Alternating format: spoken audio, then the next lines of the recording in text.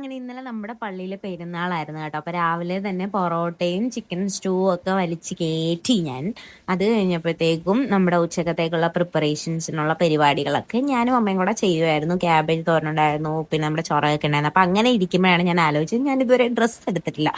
പള്ളിയിൽ ഇട്ടുകൊണ്ട് പോകാൻ എല്ലാ പ്രാവശ്യവും ഞാൻ ഇതേപോലെ മൂക്കിൽ വെച്ചാണ് പോവാറ്. അങ്ങനെ ട്രെൻഡ്സ് ഇപ്പോൾ ഡ്രസ്സ് എടുത്തു. അപ്പോൾ ഡ്രസ്സ് എടുത്തപ്പോഴത്തേക്കും എനിക്കൊരു കൂപ്പൺ കിട്ടി. അതിൻ്റെ കൂടെ 2 പെർഫ്യൂമും ഒരു ലിപ്സ്റ്റിക്കും ഞാൻ എടുത്തിട്ടുണ്ടായിരുന്നു കേട്ടോ.